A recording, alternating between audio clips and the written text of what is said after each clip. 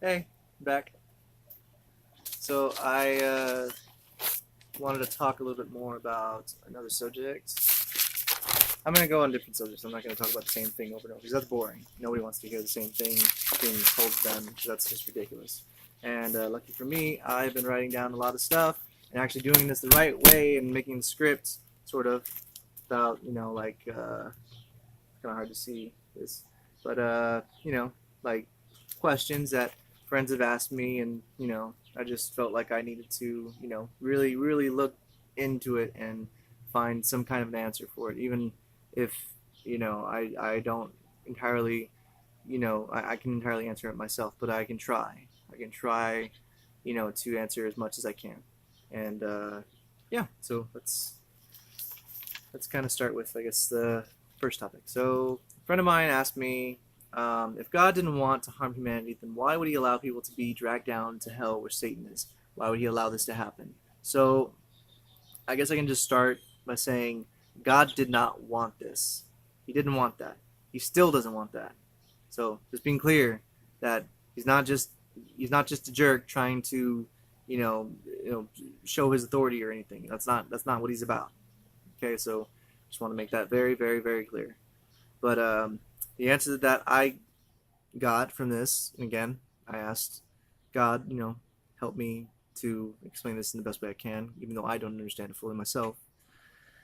So, in the beginning, when Lucifer had betrayed, the Lord, and he said, forget this. Like, why does he get to be in that hot seat? Like, why can't I be the one that's like the big man? Why can't I be that guy? So God saw his deception and decided to cast him and his fellow fallen angels into hell, and which is where he resides now.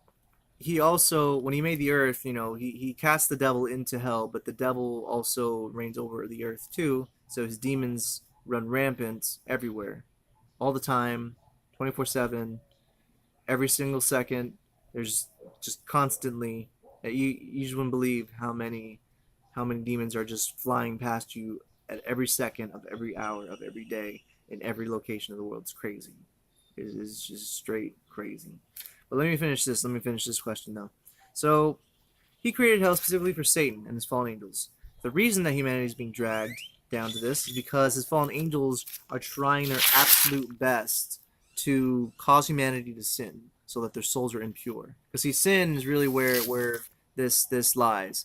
Because you can say, I believe in Jesus and I love God, and everything. You can boast all you like, but unless you make it a point for yourself to refrain from sinning, then then you got a problem, because it doesn't matter how many times you pray to God and say, "Oh Lord, please forgive me. Oh Lord, please forgive me," because it's the same thing. You do the same thing twice, or you do the same thing three times, or more than that. If you continue to do the same thing, think about it like this. Let's say you have your mom and dad, right? And your mom and dad tells you, don't um, don't party, or don't drink. And so you're like, okay, take that, you listen to your parents, but then like you kind of start drinking a little bit, and you think, oh, it's just a little bit, just you're just drinking. Actually, it's perfect here, just a little bit. I'm just gonna and you drink. It's orange juice, by the way. I don't drink alcohol, except for wine, but I only do it for like meal once in a while, like sparingly. Maybe once a. I'm getting off subject, but anyways, so you do that and you start drinking, just a little bit, even just a little bit. It doesn't really matter. In your mind, it's bad because your parent told you should not do this, should not do this, but you still do it anyways, knowing that your parent told you not to. You're disobeying your parent. Your mom or your dad or whatever, your uncle, your aunt, your grandma, your grandpa, long lost relative. Well, it doesn't matter. Just the point is that it's your guardian, and your guardian told you that you should not do this. And so, you can either choose to listen to them, or you can choose to go against them and, suffer the consequences. Your parents find out, they get mad, they scold you, and then you say, "Oh, I'm so sorry, I shouldn't have done that," and blah, blah, blah, and you ask them to forgive you, and they're like, "Okay, I guess I can forgive you," and it's just no harm done. But then you do the same thing again. You drink, or you smoke, or whatever it is that you do that your parents told you not to do, you do it again. And then, same process. Your parents can only forgive you so many times before they see a pattern and realize that you are not changing. You're not doing anything to stop yourself from continuing this wrong, from continuing this thing. That's my point that I'm trying to get at. Is that, God is a very forgiving God. He is a very forgiving Father, but he has his limits. He can only forgive you so many times before there comes the realization that you're not going to change. You're not going to put in the effort to better yourself and make you a better person. And I just realized that that broom is right there. But that's my point. That's kind of the sole idea of like why humanity is dragged to hell, is because they go against their father's wishes and they choose to sin. And the thing is, you could make the argument that, oh, well, they didn't know, nobody told them. Well, the thing is, you didn't really need to tell them some of these things. Like God sends angels and people to every single person on this earth, regardless of when or where you were born.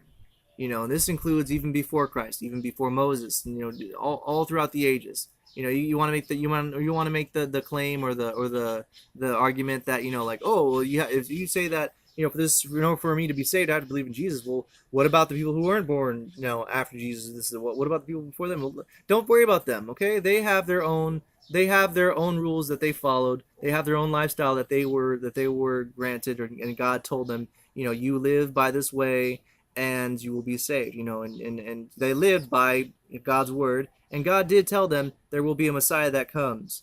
But for you, that's not the issue here. You just do what I tell you to do, because I'm your parent and I'm a loving parent and I want you to do good things and help your fellow people, and you'll be fine. So don't worry about them. Don't think about any of those people in the past that didn't know, could not have known Jesus because he was not born yet. But that's my point. Don't focus on something so stupid that has nothing to do with you at all. That has absolutely nothing to do with you. And that's just, I feel like God's telling me to tell you that. Okay, so just don't focus on that, because that's just retarded. Okay, I'm sorry for using the R word. I know my friend Atina tells me, she hates it when people use that word. I'm sorry. I'm apologizing to you right now. Like, I'm not gonna use that word again. I'm sorry. I'm sorry, really. So, there's more. There's actually more to this too that I wrote down. Trying to the sins, pure Satan invites them to. Okay, so and then I kind of go into it and a little bit deeper as to why this is allowed to happen. Well, it's not exactly allowed to happen. It's just that Satan is a straight up sore loser. He just can't accept the fact that God made his judgment on him, and that he is now doomed to suffer in that place that is hell for all eternity. And uh, you may make the argument of like, well, if Satan is suffering, then how come he's able to do all these terrible things to others while he's suffering and stuff? And it's, again, minor details. It really doesn't matter why. You just know that he is a sore loser. He is an a-hole. I'm sorry for I didn't say the full word, but still, I can't stress enough how disgusting this piece of what is. Like, just imagine somebody who is like a spoiled, rotten child who does not get what they want, and they scream, they fight, and they go, ah, I don't want this, and they act all crazy, and they're just belligerent, they're just like fighting, and sorry for the shakiness, but like they're just like, that is exactly what Satan is. He is a spoiled, rotten little 2-year-old that didn't get his way, and now he's taking it on the entire human race, and we're suffering for it because, I mean, because he's a sore loser. Really, honest, that's honestly that is quite literally the answer. That that. And well, I guess I didn't explain too much. So he is a sore loser, but also we were made in God's image, and that pisses him off. That pisses him off more than anything, because he was one of God's highest ranked angels. In fact, he was the highest ranked angel. He was the most beautiful angel in all of the heavens. Yeah, I mean, God had such high hopes for him. He had such amazing hopes for well, now we understand that there's no possible way in hell, pun intended, that he is ever going to redeem himself, and he knows that, and so he is trying to take it out on the rest of the human race. But even before he made his judgment, even before he went against God, he still harbored envy thoughts, and he coveted us. He coveted us. He saw that God loved his creations, being humans, so much that he made us in his image. And Satan was questioning, why did you make them in your image? Why didn't you make us in your image? Why didn't you make me in your image? That's exactly how he thinks. That's exactly why he is so angry. He is so angry, so unbelievably pissed because he was not made to the same degree that we were meant to be. And there's more to this too. So yeah, okay, that I guess I went through everything. So yeah, his goal is to destroy humanity. That is his straight up goal. And he is willing to do everything and anything to do that. And with that being said, that actually leads me into my second topic that I want to discuss. So, I don't know which one I should do first. I guess I should do this one. So another question my friend told me, different friend, said, "Why doesn't God show Himself to all of us so we know instead of showing a select few?" Which that is an interesting question. And I did take some time to think about that, and well, I say a little bit of time, but I took time to think about it, and you know, I actually made a pretty okay analogy for this. This really hit home with him because he is a programmer, and for him, this works. I don't know if this works for you, but I'm just gonna say it anyways. Um, Again, you have questions or another way to explain it, I can make another video and tell you, in a different way. But for him, this was perfect. This is perfect for him. So I said, well, let's say you make a video game, and in this video game, there are AI characters, like artificial intelligence characters. So what I mean by that is, they have the will, like they have the intelligence and the free will to be able to decide to do things on their own. In this video game, um, let's say that you create this game. So hang on, let me just skim through this. I'm sorry, I don't mean to take your time. It'll just take like a second. Just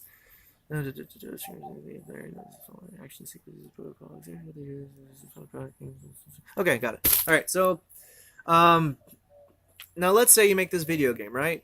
And you create this video game with the intent to make a final product, and you want to include all of the successful pieces and scenarios and everything into this final product. So what what what you could do, and what my friend said, to show himself to everybody. So backtrack that and turn that into this scenario. So let's say that you want to design it to where you put all the coding data into every character. You put all of the final coding information that kind of tells each character everything that is supposed to happen, when it is supposed to happen, and how it's supposed to happen, so that they know what to do, so that they can complete their task and do everything that they're supposed to. And and obviously you'll have rules too, like you can't kill, just to make it similar or make it more easy to understand. You can't kill, you can't lie, you can't steal, you can't harbor hatred, and etc. Just same principle. Just say you do that. You tell them you're not supposed to do this, you're not supposed to do that, you're not supposed to do that, and these pieces see that. So all of them understand that if they follow this rule, they follow these rules and customs, whatever, they do everything they need to do, then your creator, being the video game designer, who aka God, but just for all purposes to explain this, the game designer will take all of the successful pieces and characters and put it into the final product, so that you will have all of you will be able to come into this place. Now let's say he does that. Let's say he creates this place. He creates the final product, and then he just moves. He sees all the characters did what they were supposed to do, and then he moves them into this final product. Well, now there's free will. Now here's what I'm trying to get at. He gave all of the AI characters free will, which means that they have free reign over what they do. So they have the choice to be able to choose how they live their artificial game play life.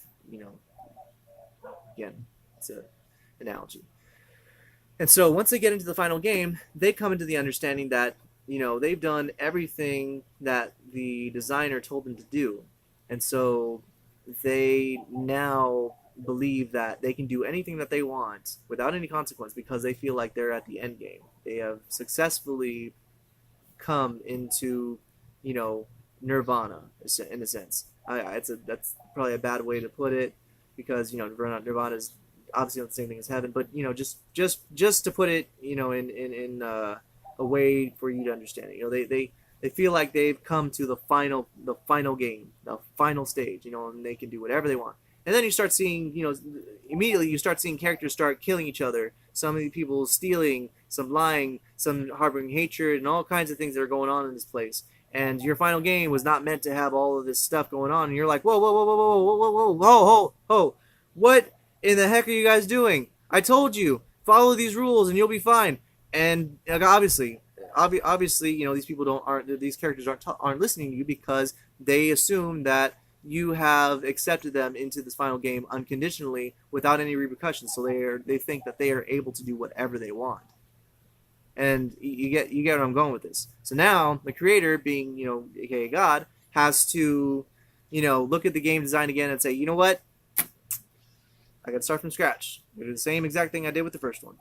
Opens up that trash folder, whatever. Just tosses it out, or at least tosses out the bad pieces. I have no idea how you would do it. Whether you would keep the good pieces who are trying to stay. It'd probably be. I mean, if you were just game designer, or you were whatever, you would try to save the pieces that followed your rules and whatever. But then everything else that just decided to do their own thing and kill and murder and lie and cheat and steal and everything, those would be thrown in the trash because that is not what your game was about. That's not what you wanted in the final product.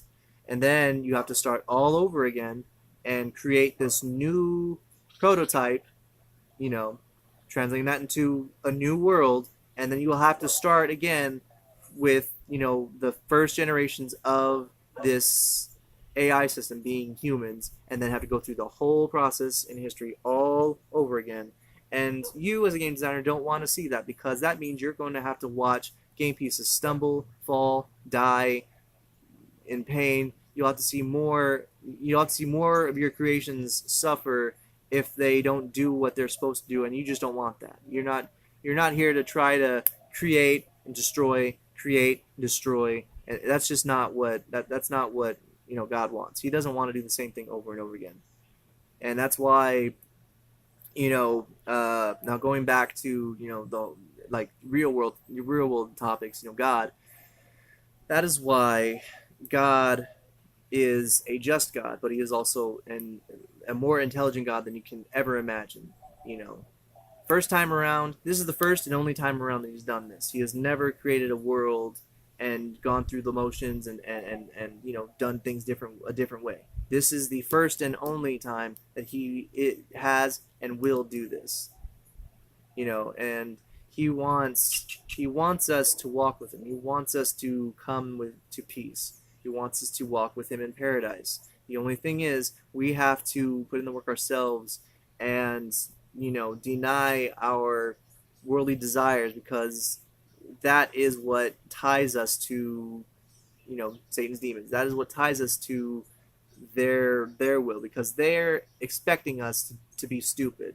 Those demons, they're expecting us to be extremely, I was about to use that word again, I'm sorry, Atinas. They're expecting us to be completely dumb, just dumb in every way, like we just follow the trends and do what everyone thinks is cool. And that's really how they get you. They look at these demons aren't as smart as, not even close to as smart as God, but they're still intelligent compared to us. They're pretty freaking smart. These things can decipher what you're thinking and how you're thinking it, and they can look at your weaknesses. It's like your whole life is just an open book for them to read, and they can find your faults, and it's super easy. I mean, believe me, it's super easy to just fall and stumble and not really know what's the right thing to do, and I mean, it's difficult. I know it's hard. It's really hard. I know it's hard. It's not like I don't know what struggle is. I mean, believe me, and I'm not saying that to be like prideful or anything, because nobody knows anything more than the other guy. I don't know any more than the average Joe, or even a doctor who if you ask him the questions of life, or even a preacher, even a man of the cloth. The Pope actually, well, obviously he wouldn't really know more than what we would know, because we're all just people that are living on this earth that are trying to find out the answers to life's biggest questions, and honestly, the answer may surprise you. It's actually right in front of us, and some of us have been given the opportunity and been bestowed those blessings in order to really see the world for what it truly is. And I can talk about this all day and be on my high horse and act like I know things when I really don't. But I mean, in all actuality, I was incredibly blessed and lucky. I don't like to say that I'm lucky, because that's that's taken away from God. But I'm just being completely real. Any one of us in this world could have been chosen to learn the truth of what is happening right now. Any one of us could have had that experience. It just so happens that in my time of need, in my time when I was dead and then brought back and everything, that I was a perfect candidate for God to use to spread His message, because he's right. I was an atheist for about 20 years, about 20 years, because I stopped believing in God around like I don't know, eight or so. Uh, so, again, not trying to preach, or well, I guess I am, but I'm not trying to force you to do something you don't want to do, because God's not about that. God is about you finding the answers to yourself. He wants you to be able to make the decisions in your life, and to know what is good and what is wrong, and then to say, you know what, I want to follow my Creator's wishes, and I'm going to do everything that I can to make my Father happy, proud of me. Who doesn't want to make their father proud of them? I'm just asking any one of you. Who doesn't want to make their father proud of them, or their mother proud of them? Do you go into your parents' house and then start smoking right in front of them? Do you go into their parents' house and start drinking half a gallon of whiskey? Do you start going to your parents' house and then start having sex with this random hooker that you brought home? Do you go into your parents' house and start yelling curse words in front of them, or even cursing your father's name out and saying, "I effing hate you," and this and this and that? Like, you got to think about it like real world terms, because if you think about it, if you can understand it like if you can have that understanding of what to do and what not to do in front of your parents, then you can make better decisions and understand that you should not do these things. You should not do that, because that would first off anger your parents, and that would also dishonor your parents. And those are honestly really big things that God teaches that you don't do.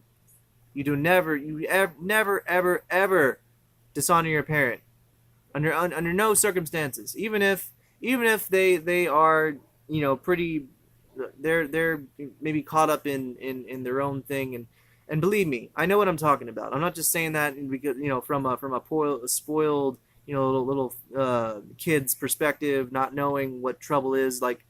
Like just being honest with you, I've been beaten by my stepfather.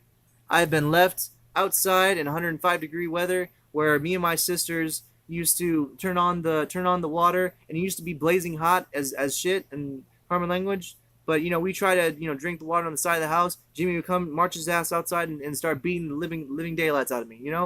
And or us. I'm sorry. And there's been times when me and my sisters and mom went to Colorado, and we were essentially homeless. We didn't have a place to go. We just hopped around to different women's battered shelters and everything. And I mean, I hate bringing all this terrible bad stuff up, because I'm trying to put no like sympathy, or what do you call that? I'm not trying to pull your heartstrings and make you feel sorry or something. Like, that's not my point to this. Is I understand your pain when you maybe harbor some hatred towards your stepfather or something, or your mother, your father, or whoever it is. And I understand that. I understand that completely. I mean, believe me, I know. Like, I know. I didn't meet my father until I was about like 10 years old. Like not really meet him, but like I got to see him when I was about 10 years old, and I got to watch him die. I watched him die. Essentially, I watched him just just leave.